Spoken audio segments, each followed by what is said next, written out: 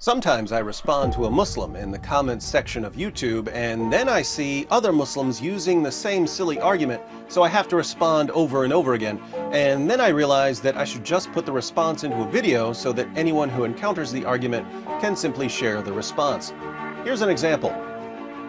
Goldman writes, in the book of Matthew 26:39, Prophet Jesus, peace be upon him, fell on his face and prayed just like the Muslims do in Mecca and Medina 5 times every day.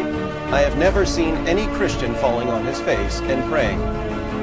This argument is popular in Muslim memes on Facebook and Twitter. As we look at 3 of them, notice that they never quote the entire verse. Why don't they quote the entire verse? Because if they quoted the rest of the verse, it would destroy their argument. So, here's a picture of a Muslim praying, and we read at the bottom, and he, Jesus, went a little farther and fell on his face and prayed. The rest of the verse omitted, Matthew 26:39. Once again, and he, Jesus, went a little further and fell on his face and prayed. The rest of the verse omitted, Matthew 26:39. Then we have, even Jesus, peace be upon him, bowing to the ground, praying to his God. Odd that Muslims who constantly complain about images of Muhammad are so quick to pass around a picture of Jesus. One more, Jesus prayed like this, Matthew 26:39, why don't you? This one doesn't quote any of the verse. So this is meant to show that Jesus prayed like a Muslim, and that he must have been a Muslim, and that followers of Jesus should therefore convert to Islam. Now for my response.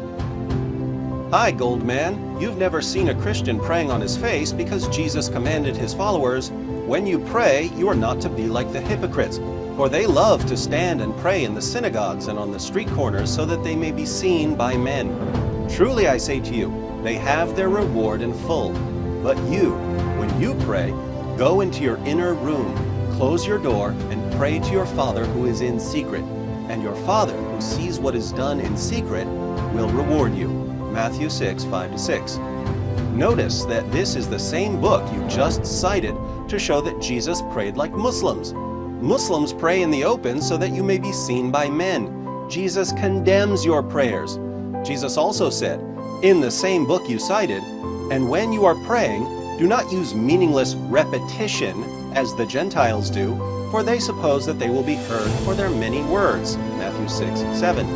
What do Muslims do when they pray? They recite memorized prayers in a language most of them don't understand. Even more hilarious, the exact verse you cited condemns you. And here's why Muslims never quote the entire verse when they use this argument.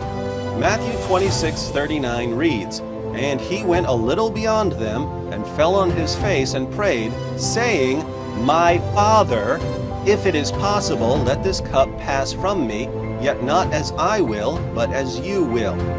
Jesus calls God my Father. According to the Quran, 9:30, Jesus is not the Son of God. Indeed, the Quran declares that Allah is a father to no one. See 5:18, 1988-93, and 21:26. So, if we believe the verse you cited, Islam is false. Beyond this, Jesus prayed in different positions. John 17:1 states, Jesus spoke these things, and lifting up his eyes to heaven, he said, Father, the hour has come, glorify your Son, that the Son may glorify you. Jesus prayed while looking up to heaven. I've never seen a Muslim pray like this.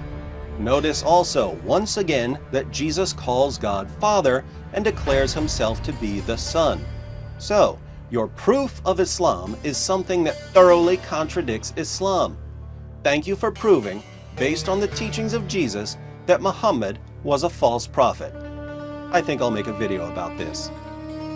Now, when Muslims look up Matthew 26 verse 39 and read that Jesus calls God my Father, and then cut that part off because the Quran says that Allah is a father to no one, and they post part of the verse and claim that it supports Islam, isn't that highly deceptive?